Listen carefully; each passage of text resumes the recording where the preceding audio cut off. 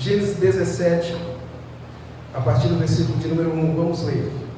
Diz assim: quando Abrão atingiu a idade de 99 anos, o Senhor apareceu a ele e disse: eu sou Deus Todo-Poderoso, ande na minha presença e seja perfeito. Farei uma aliança entre mim e você, e darei a você uma descendência muito numerosa. Abrão se prostrou com o rosto em terra e Deus lhe falou: quanto a mim, esta é a minha aliança com você. Você será pai de muitas nações. O seu nome não será mais Abrão, sim Abraão, porque eu o constituí pai de muitas nações. Farei que você seja extraordinariamente fecundo. De você farei surgir nações, e reis procederão de você. Estabelecerei uma aliança entre mim e você e a sua descendência no decurso das suas gerações, aliança perpétua, para ser o seu Deus e o Deus da sua descendência. Darei a você e a sua descendência a terra onde agora você é estrangeiro, toda a terra de Canaã, como propriedade perpétua, e serei o Deus deles. Esse texto não é fácil, porém o Senhor irá nos ajudar. Irmãos, a impaciência, preste muita atenção nisso, a impaciência leva as pessoas a tomarem decisões precipitadas e desastrosas. A impaciência leva as pessoas a tomarem decisões precipitadas e desastrosas. No capítulo de número 16, da semana passada, nós vimos a saga de Sarai, esposa de Abrão. Sarai, ao perceber na sua concepção que Deus não lhe daria filhos mais, ela teve uma brilhante ideia, um plano brilhante. Ela quis ajudar Deus a cumprir a sua promessa. Então Sarai pega a sua serva egípcia Agar e entrega a Abrão. É interessante que Abrão, em momento algum, rejeita essa opção. Pelo contrário, ele segue o plano da sua esposa, muito parecido com o que nós vemos no Jardim do Éden. E com isso, aparentemente parecia que ia dar tudo certo. Porém, Agar, ao conceber de Abrão, ela começou a desprezar Sarai. Sarai, a sua angústia, a sua raiva, ela culpa o seu marido Abrão. E Abrão entrega a serva dela nas mãos dela. Fala: a serva é tua, faça conforme você quiser. A partir daí, Sarai começa a humilhar Agar. Agar foge para o deserto. E novamente, Deus precisa agir. Na angústia de Agar, a serva egípcia, Deus aparece e diz que fará dela um grande descendência. A partir daí, meus irmãos, ela denomina, veja aí no verso de número 13. Então Agar deu ao Senhor, que havia falado com ela, o nome de: tu és o Deus que me vê. Porque quem é uma serva egípcia para que Deus olhe para ela, não é mesmo? Uma serva que saiu fugida porque foi afligida pela sua senhora.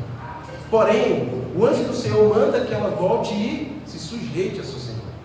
Então, quando nós fechamos aqui no verso de número 14, no verso de número 15, conta sobre o nascimento de Ismael, aparentemente não parece que deu tudo certo. Teve alguns problemas no plano, não teve?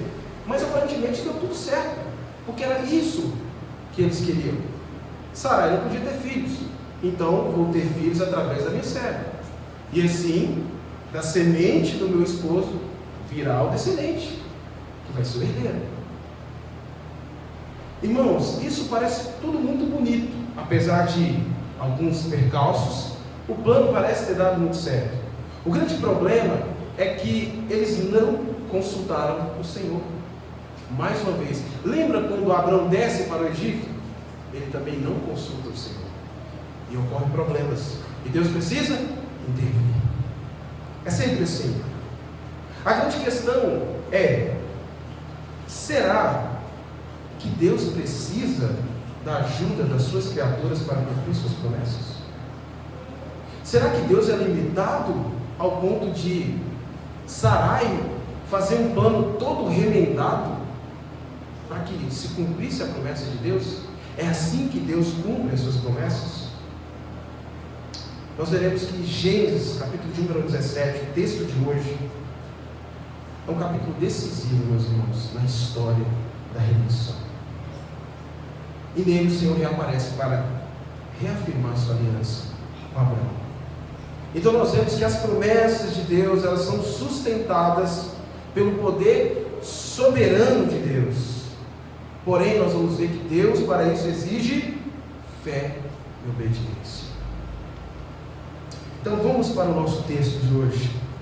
Gênesis capítulo de número 17. Diz assim a primeira parte: quando Abrão atingiu a idade de 99 anos, o Senhor apareceu a ele e disse: eu sou Deus Todo-Poderoso, ande na minha presença e seja perfeito. Meus irmãos, um detalhe muito crucial para nós compreendermos é que entre o versículo de número 16 e entre o versículo 1 do capítulo 17, há uma lacuna de 13 anos. Se você olhar para o seu texto, vai dizer o seguinte no verso 16: Abrão tinha 86 anos, quando Agar lhe deu à luz Ismael. Já havia passado 13 anos no plano desastroso de Sarai, com o consentimento do seu esposo. E é interessante porque, quando nós lemos a palavra de Deus, nós não costumamos nos apegar a esses detalhes. E esses detalhes são muito importantes. Porque 13 anos, meus irmãos, não é uma semana, não é um mês. 13 anos é da idade, talvez, de boa parte dos meninos aqui, ou pelo menos nessa faixa. É muito tempo. Então é muito tempo onde Deus se silencia. Parece até que Deus, ao perceber a pressa, a ansiedade do casal, Ele diz assim: eu vou tratar essa pressa, então vou fazer eles esperarem mais um pouco. E se você notar, Deus está se revelando progressivamente. A revelação não é imediata. O nosso problema é que, quando nós pegamos a Bíblia para ler, nós pensamos na Bíblia de Gênesis, Apocalipse, mas Abraão não sabe de nada dessas coisas. Ele só sabe ter aquilo que Deus revelou. Por isso que muitas vezes as pessoas são rápidas em julgar esses homens de Deus e dizem assim: não é possível, Deus apareceu, tirou ele de um dos caldeus, está aqui, o homem ainda continua errando, continua às vezes agindo ali, não da maneira que Deus quer que ele haja. Só que ele não tinha a Bíblia, ele não sabia o desfecho dessa história. Ele só tinha fé. Ele só tinha fé. E ele estava ali, não é que ele não estava esperando, mas ele estava aflito, a sua esposa aflita, passou na frente e nós precisamos resolver esse problema. Porque olha a sua idade, olha a minha idade, nós vamos morrer, e como é que vai ser isso? Eu não consigo, eu estou estéril. Sarai não era jovem, ela não era uma moça. Naquela época não tinha tratamentos como hoje em dia, diversos tratamentos. Não dava mais, já tinha passado o tempo. Porém, o que acontece? Agora o tempo passou ainda mais. Abraão tem 99 anos. Ismael já tem 13. Então imagine na cabeça deles: Deus não apareceu mais para dizer nada. Então tá certo, o plano é esse. Ismael é o descendente, amém. Tudo certo, mas nos planos de Deus não está nada certo, porque não é assim que Deus faz. E Abraão, com o seu corpo amortecido, meus irmãos, impossível. Você sabe o que é impossível? Sarai, idosa, é impossível que haja um filho, naturalmente falando, desse casal. Então eu acredito que eles já estavam contentes com Ismael. Aparentemente tudo se resolveu. Porém, é nesse cenário, e é por isso que é importante que você entenda isso, é nesse cenário de impossibilidade, do impossível, é que Deus vai reaparecer. Depois de fazê-los esperar, fazê-los ter paciência. E é muito interessante porque nós temos dificuldade de esperar, não é verdade? A nossa geração, principalmente a nossa geração, é uma geração ansiosa. Nós queremos as coisas para já, não é nem para amanhã, é para agora.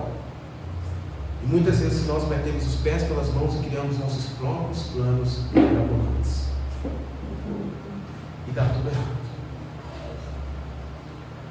Então Deus, quando Abraão tinha 99 anos, no cenário mais impossível que você pode imaginar, ele aparece e diz: eu sou o Deus Todo-Poderoso. Parece até aquela cena clássica assim, né? Tá tudo já desesperançoso. E aí vem o grande, o poderoso e resolve todas as coisas. Esse nome que Deus se apresenta aqui, o Deus Todo-Poderoso, ele vem de uma palavrinha que vocês, obviamente, pelo menos os cristãos antigos vão conhecer: El Shaddai. O pessoal fala, né? El Shaddai, mas às vezes não entende muito bem o significado. A palavra El, meus irmãos, significa Deus na linguagem semita, enquanto Shaddai significa todo-poderoso. Você vai ver que várias vezes no hebraico essas palavras vão aparecer, é sempre esse o nome de Deus: El Elyon, El Shaddai. É assim que Deus se apresenta. E esse nome aponta para um dos atributos de Deus, que é a sua onipotência. Perceba o cenário? O cenário é ruim. Humanamente não vai. Dá para tentar fazer outro plano mirabolante? Dá para poder tentar remendar alguma coisa? Não dá. E Deus vem e aparece. Ou seja, mesmo diante do impossível, Deus vai cumprir o seu plano. Deus vai cumprir o seu plano. Um outro detalhe muito interessante, meus irmãos, é que junto com essa aparição e essa fala de Deus, logo em seguida ele vai dizer o seguinte: ande na minha presença e seja perfeito. Nós temos estudado e visto que a aliança, ela é feita entre duas partes, ou mais partes, mas pelo menos precisa ter duas partes. A aliança aqui é formada por Deus e Abraão. Só que essa aliança, obviamente, é uma aliança condicional. Porém, como é uma aliança, as duas partes precisam fazer algo para que seja uma aliança. Assim como no Éden, Deus chega para Adão e diz para ele: olha, de todas as árvores você pode comer, somente dessa não comerás. Era um teste para Adão. Percebam novamente que Deus está voltando e dizendo para Abraão: ande na minha presença e seja perfeito. Andar na presença de Deus, viver na presença de Deus, significa uma palavrinha muito interessante, que é Cora-Deu, que significa na presença de Deus, face a face. E isso, meus irmãos, nos remete à realidade cristã também. Porque nós cristãos, quando somos chamados, somos salvos e entramos em um pacto, uma aliança com o Senhor, nós somos chamados a viver na presença de Deus. Assim como Deus chama o patriarca Abraão aqui nesse texto. Mas junto com andar na minha presença tem uma outra palavrinha: e seja perfeito. Aqui que mora o problema. Por quê? Porque se nós olharmos a tradução, o que na nossa cabeça vem quando nós pensamos em perfeição? Alguém que não erra. Não é? Não é isso? Não é essa a tradução? E talvez você já esteja pensando: ué, mas aí nós temos um problema. Como que Deus? Nós já estamos na condição de queda. A queda já aconteceu, o pecado entrou no mundo. Houve dilúvio. Foi tudo reconstruído depois do dilúvio. Mas o homem continua pecador. Como é que Deus chega para Abraão e exige uma coisa dessa maneira? Não vai ter como. Não vai ter como. Porém, nós precisamos entender essa palavra direto do hebraico. O termo tamim é traduzido como perfeito ou íntegro, mas a palavra integridade caberia melhor aqui.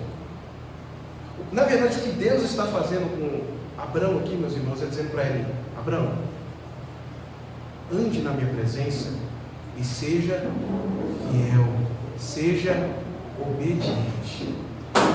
É isso que Deus está falando. Confie na minha promessa. Eu estou dizendo, eu que te chamei de Ur dos Caldeus para fazer uma aliança com você. Por que você acha que eu não vou fazer? E Deus já tinha dado provas do seu poder, meus irmãos. Lembra do Egito? Lembra do Egito? Abraão fala, não, Sarai é minha irmã. Faraó vem aí, toma. Deus entra e fala assim, olha, Deus entra na história. Abraão é salvo.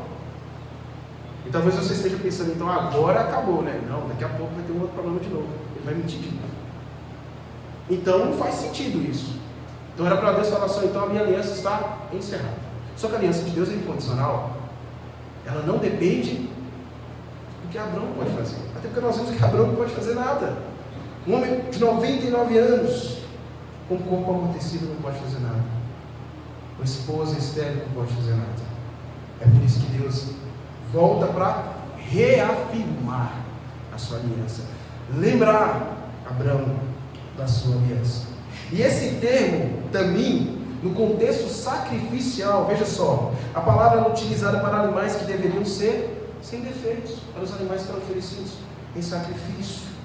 Então a ideia é que Abraão, meus irmãos, deveria viver em fidelidade e obediência a Deus.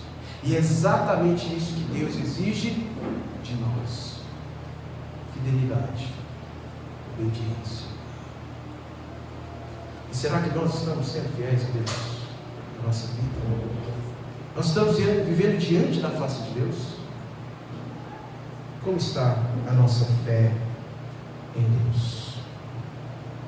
No verso de número 2, aqui vem o processo de reafirmar a aliança. Veja só: farei uma aliança entre mim e você, e darei a você uma descendência muito numerosa. Irmãos, é interessante porque Deus diz, farei. Ué, mas Deus não fez lá no Gênesis 12? Como é que é a história? Então quer dizer que aquela foi invalidada, começou outra, agora do zero? Na verdade, o que Deus está fazendo aqui é reafirmar uma aliança. Porque Ele já tinha prometido para Abraão uma descendência numerosa. Em você serão benditas todas as famílias da terra. É através de você. Eu escolhi você e fiz uma aliança com você. Então perceba aqui que a aliança de Deus, ela é imutável.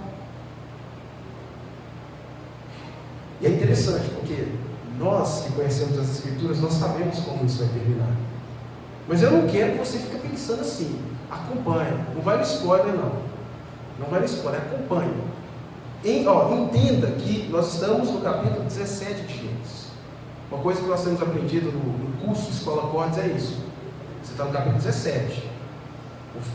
Pensa como alguém, esses homens só sabiam isso. Na verdade, Abraão sabia aquilo que Deus tinha revelado para ele, chamado ele.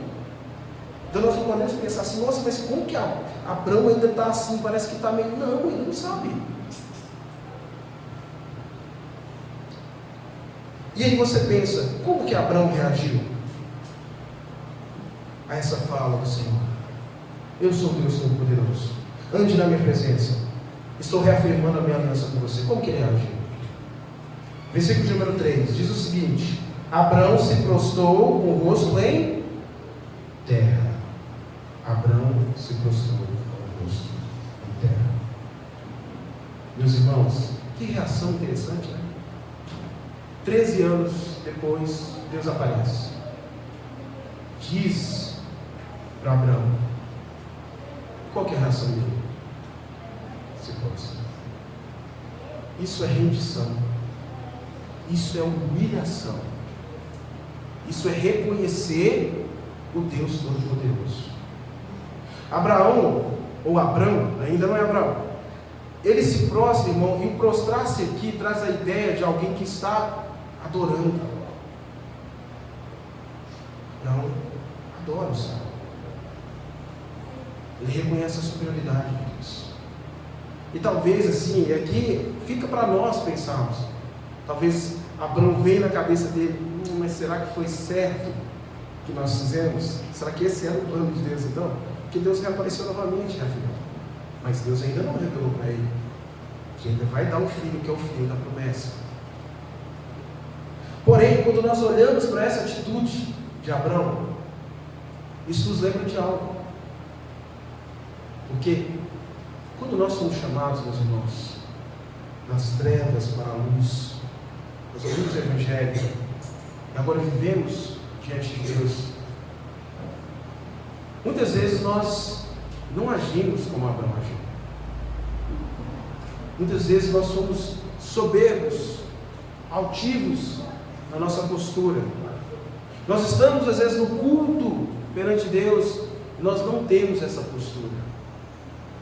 Porque parece que para alguns Deus é uma coisa muito relativa. Eu tenho fé em Deus, mas as pessoas não têm a noção de diante de quem elas estão. E nós somos irreverentes. Nós não damos reverência muitas vezes na nossa vida com Deus. E perceba, Abraão não sabia de tudo que nós sabemos. Abraão confiou em Deus. Ele não sabia como ia terminar a história. Aliás, ele não sabia. Ele não sabia, ele vai morrer. Abraão não viu o nascimento de Cristo. Ele não sabe dessas coisas. Ele confiou naquilo que Deus disse para ele. E nós sabemos. Nós temos a palavra de Deus inteira em nossas mãos. Então, se formos para pensar em comparativo, nós não deveríamos ser muito mais adoradores. Nós não deveríamos nos humilhar muito mais ao saber de toda a verdade da palavra de Deus. Mas nós não agimos assim. Nós muitas vezes fracassamos na maneira de nos portar diante de Deus. No versículo de número 4, vem a parte de Deus.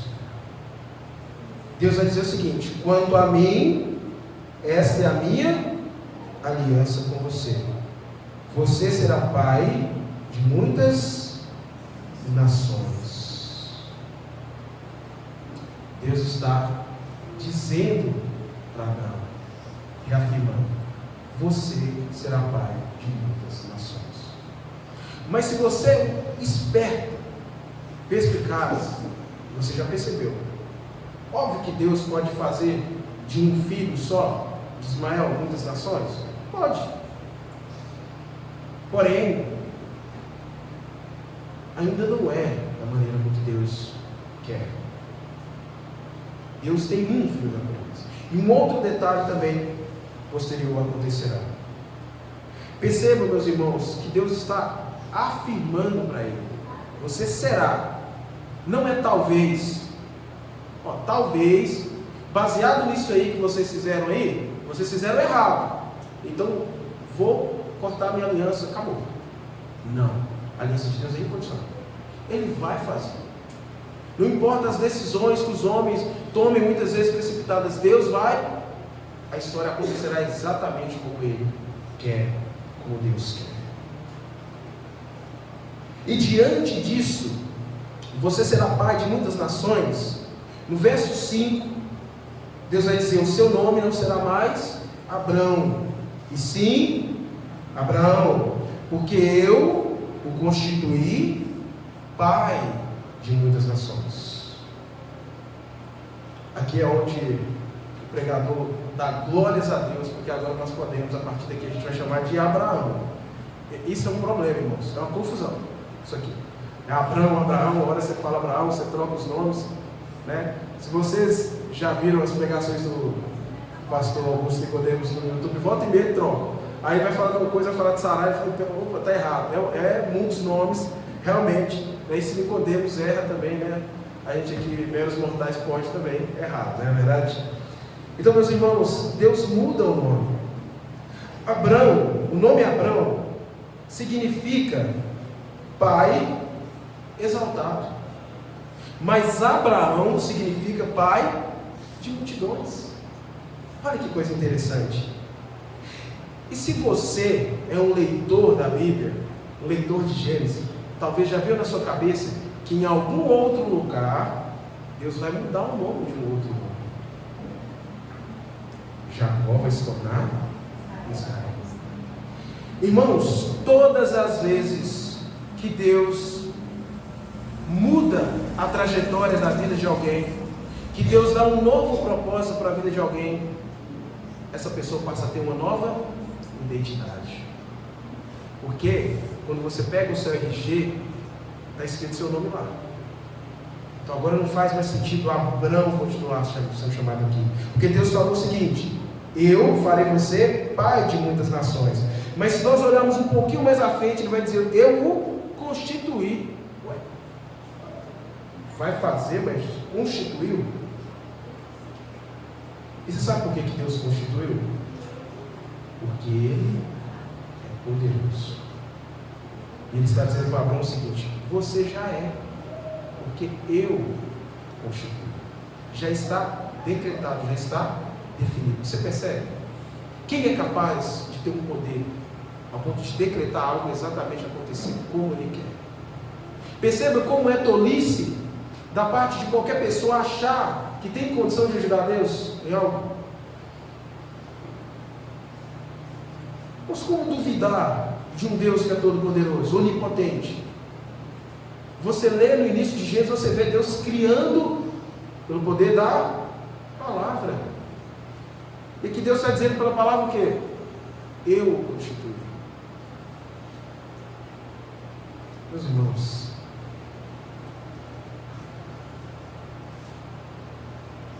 o termo pai, normalmente, tem um sentido biológico, né?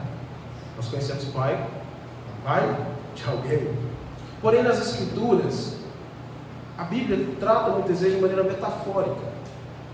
O pai como um descendente.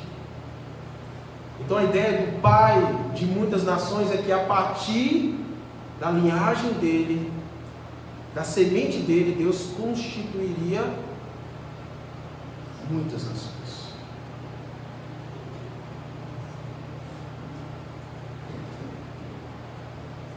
No versículo, meus irmãos, de número 6, olha aí: farei com que você seja extraordinariamente fecundo, de você farei surgir nações, e reis procederão de você.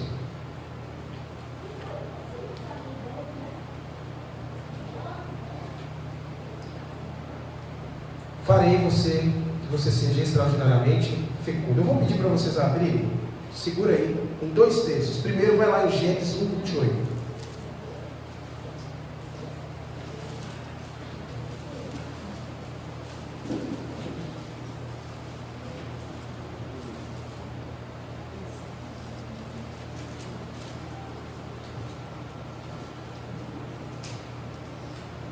Gênesis 1:28 vai dizer o seguinte: sejam fecundos, multipliquem-se, encham a terra e a sujeitem-na, tenha domínio sobre os peixes do mar, sobre as aves do céu, sobre todo animal que rasteja pela terra. Agora abre lá em Gênesis 9, versículo 1.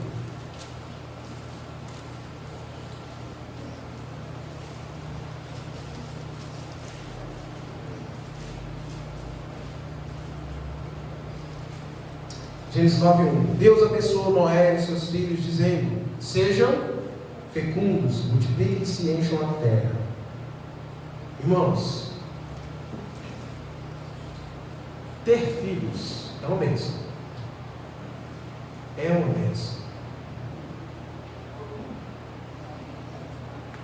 E perceba que Deus está dizendo para Abraão, um homem já com corpo amortecido, que tem Ismael. Deus está dizendo o seguinte: que você seja extraordinariamente fecundo. Porém, com um filho, não dá para ser extraordinariamente fecundo, né?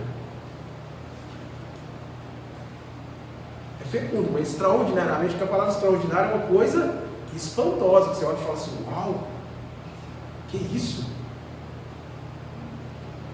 Irmãos, eu estou querendo dizer aqui que quem tem um filho, o contexto é esse aqui, o contexto de impossibilidade de Abraão, tá? O filho é bênção em qualquer quantidade. Não há uma regra nas Escrituras sobre isso. A questão é que nós estamos olhando para a vida de Abrão, a situação de Abrão.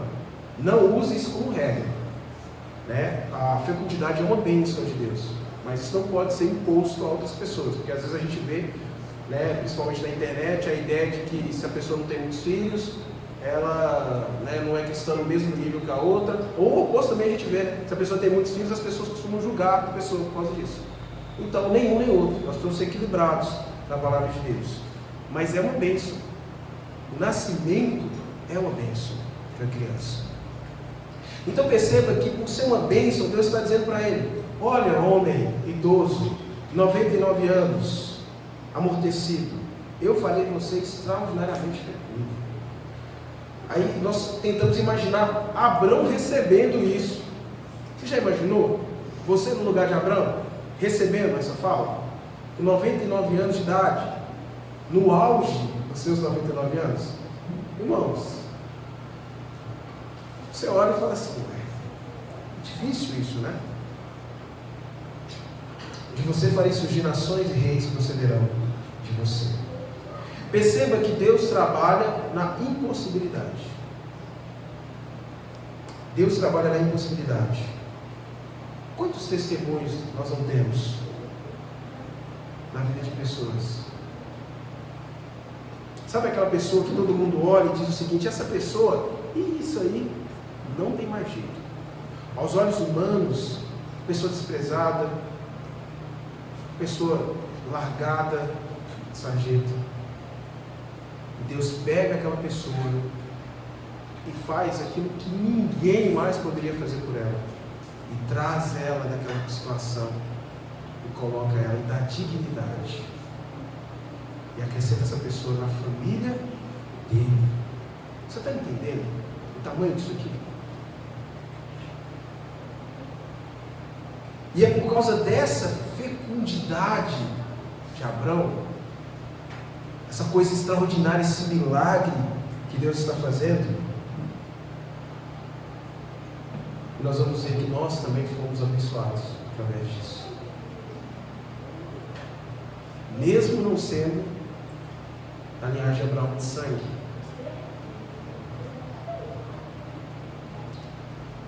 E isso, meus irmãos, isso se cumpriu. E como que nós sabemos que isso se cumpriu? Porque além de Ismael, e eu vou só citar porque senão eu vou acabar com a pregação do pastor nos próximos, aí não vai ter aquela tensão, né? Nós sabemos de Ismael, mas nós sabemos que Abraão vai ter Isaque, que é o filho da promessa. Só que Abraão vai ter outros filhos, são os filhos de Quetura.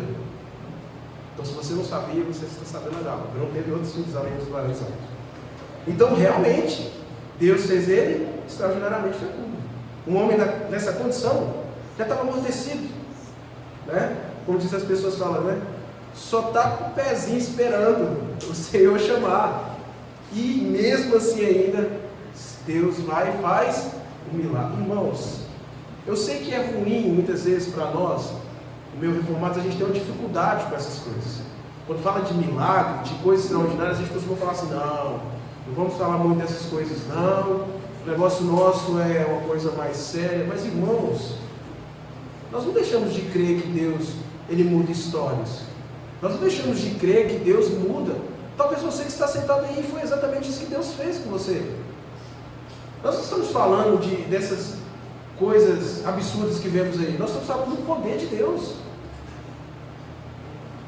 que chama um homem que estava lá no local como Hugo e faz uma promessa desse tamanho para esse homem. É disso que nós estamos falando. E Deus vai dizer mais. Essa fecundidade vai trazer o quê? Muitas nações. Só para os irmãos terem uma ideia, eu vou citar aqui nações que surgiram a partir da descendência de Abraão. De Ismael vieram povos árabes, ismaelitas e tribos do norte da Arábia. De Isaque veio o dos filhos, Esaú, pai dos Edomitas. E de Jacó, os patriarcas, pai das 12 tribos de Israel. Dos filhos de Quetura vieram os midianitas, vindos de Midian. E eu vou parar por aqui, porque se a gente for começar a abrir, né, vai chegar aqui em nós aqui em 2026. Irmãos, veja que coisa extraordinária. Nós precisamos olhar para isso aqui, texto, e falar assim: meu Deus do céu, como que Deus pega alguém que é nada e coloca essa pessoa numa posição? Ele colocou, ele fez. Tudo isso foi Deus que fez. Não tem de nada a mão de Abraão aqui. O que ele precisava? O que Abraão precisava? Apenas ter fé e andar na presença de Deus. Reis também foram estabelecidos. Aqui estão incluídos os 12 príncipes de Ismael, que está lá em Gênesis 25, 13, 16. Também os reis de Edom, descendentes de Esaú, Gênesis 36, 31 a 39. Além disso, Jacó, Judá, de quem descende os reis de Israel. Porém, meus irmãos, uma coisa maravilhosa aqui é que tem um rei que virá dessa linhagem. Um rei poderoso, soberano. Para nós ele já veio. Para Abraão era uma promessa. Versículo 7. Estabelecerei uma aliança entre mim e você, e a sua descendência no decurso das suas gerações. Aliança perpétua, para ser o seu Deus e o Deus da sua descendência. Novamente, você percebe que o que Deus está fazendo aqui é repetir algo que ele já falou? É como se Deus estivesse dizendo para Abraão: acalma o seu coração. Veja que os termos usados esta é a minha aliança com você. Eu o constituí, eu farei, eu estabelecerei. Em algum momento tem Abraão aparecendo aqui.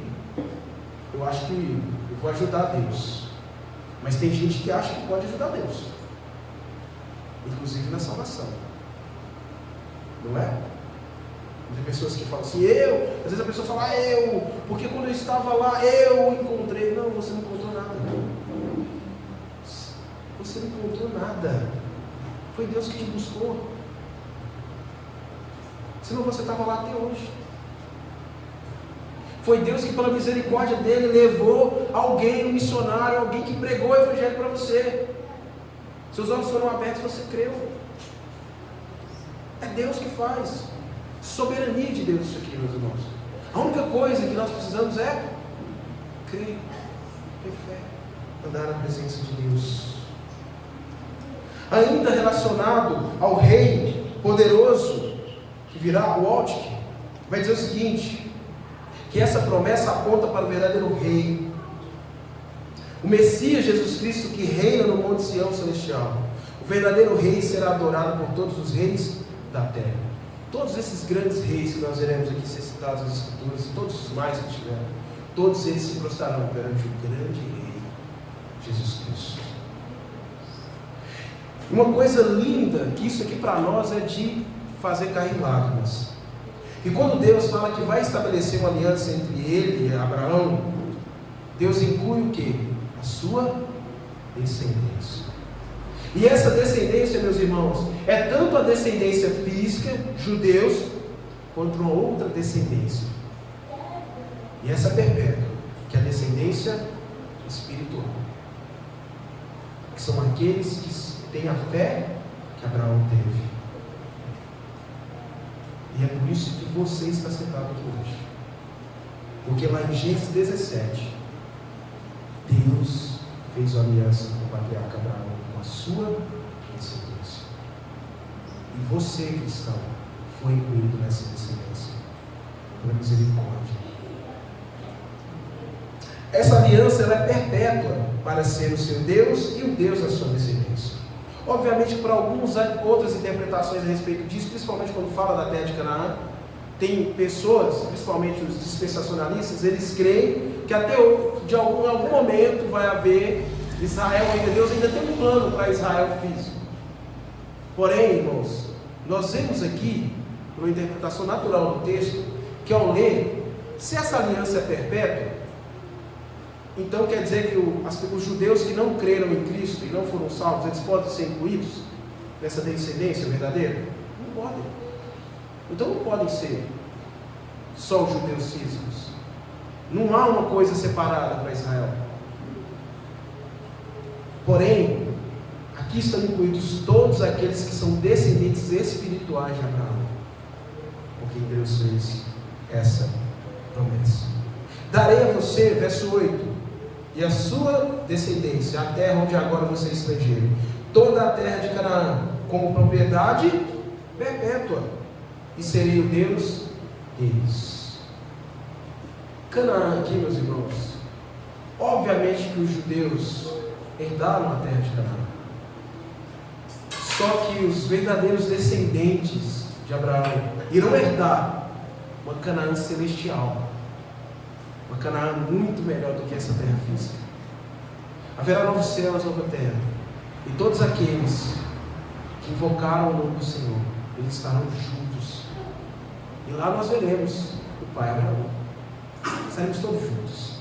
Perceba que isso, algo que foi feito lá em Gênesis, nos alcançou, chegou até nós, e é graças a uma aliança que Deus, Ele, o soberano poderoso, estabeleceu. O propósito de Deus é formar para si um povo que vive em comunhão com Ele. Percebam, meus irmãos, que o propósito da história da redenção é Deus chamar um povo seleto para si, para que possa viver eternamente em comunhão com Ele. E o que nós aprendemos, meus irmãos, a partir dessa exposição? Algumas aplicações. Primeiro, que a revelação de Deus, ela traz esperança para aqueles que enfrentam situações desastrosas. Aqueles que estão com casamentos destruídos, relacionamentos quebrados, na sarjeta, em situações onde você olha e parece que não tem mais solução para essa pessoa.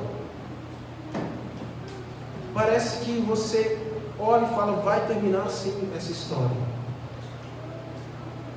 Deus, soberano, poderoso, vem e resgata. Vem e entra em aliança.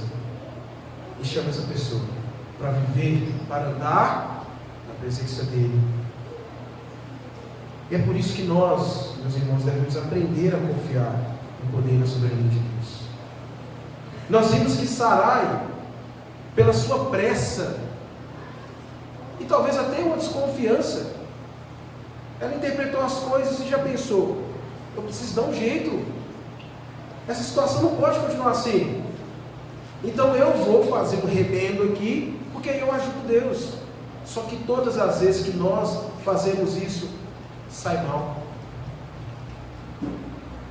Todas as vezes que nós nos apressamos, nos desesperamos, Deus é um Deus de paciência. Deus é um Deus que nos ensina a descansar nele. Nós não devemos viver ansiosos. A ansiedade de Sarai fez com que houvesse um atrito familiar. Eu até lembro de uma cena bem engraçada, que sempre acontece nas famílias, né, entre o marido e a esposa. Né, a esposa vem e fala assim, ô meu bem, tem um negocinho aqui que precisa consertar. E o marido fala, não, já vou consertar. Só que passou semana, 2 semanas, 3 semanas. E a esposa, quando você vê, a mulher está passando com a maleta de ferramentas aqui. E às vezes a mulher está até grávida. E elas estão passando com a maleta de ferramentas em consertar. E você sabe que vai dar problema se ela colocar a mão lá. E você fala, deixa eu sair aqui, pelo amor de Deus. Paciência. Nós devemos ter paciência, meus irmãos. Deus ele não está atrasado com os seus planos, com as suas promessas. Deus ele chega exatamente, ele faz tudo perfeito. Nós é que somos impacientes, nós é que queremos para agora, mas às vezes não é agora. Nós devemos esperar e descansar o nosso coração. Em relação à nossa adoração, à vida diante de Deus, como você tem reagido diante da face de Deus? Em cristão, você, como é a sua semana diante da face de Deus? Como que você chega no culto de domingo, na adoração pública? Você chega com o coração cheio de Deus? Porque você passou a semana inteira na presença de Deus, na leitura das Escrituras, em comunhão, na oração. É assim que você tem vivido? Se a sua vida pudesse ser revelada a todos, é isso que as pessoas veriam? Veriam você prostrado diante de Deus, diante do poder, da maravilha que é estar diante de Deus. Irmãos, nós devemos viver diante de Deus com reverência, temor e santidade. Deus, Ele não mudou. Deus, Ele não mudou. Nosso Deus é o mesmo Deus de Abraão. Ele é o mesmo Deus dos profetas. Ele é o mesmo Deus dos nossos pais. E agora Ele permanece. Por que é que nós mudamos a nossa forma de nos comportar diante de Deus? O que aconteceu?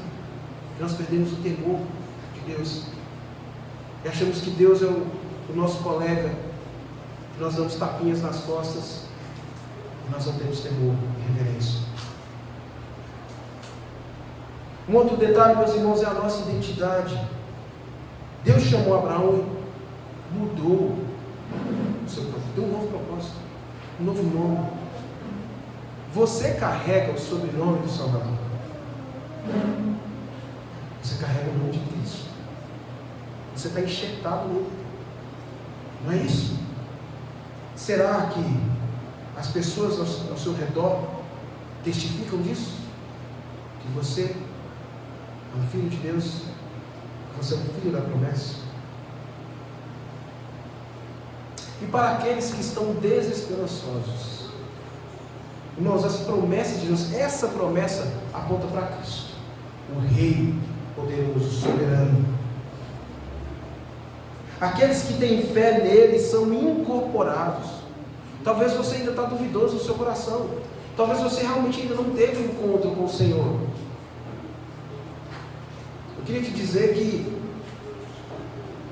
o mesmo Deus que chamou e tirou Abraão daquela condição, Ele está no nosso meio. E Ele pode te arrancar dessa condição também. Não tem nada, mas eu já fui muito longe no pecado. Não tem nada que o Senhor não possa fazer. O único chamado da palavra de Deus é ao arrependimento, uma vida diante dEle.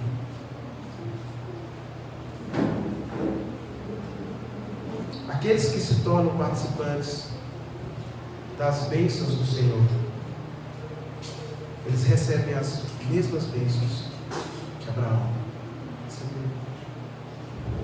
Nós fazemos parte dessa descendência. Essas bênçãos são para nós, irmãos. É por isso que Deus, Ele não só é soberano, mas Ele é misericordioso. Porque Ele pega pessoas que não são nada e dá uma nova identidade para essas pessoas. Amém?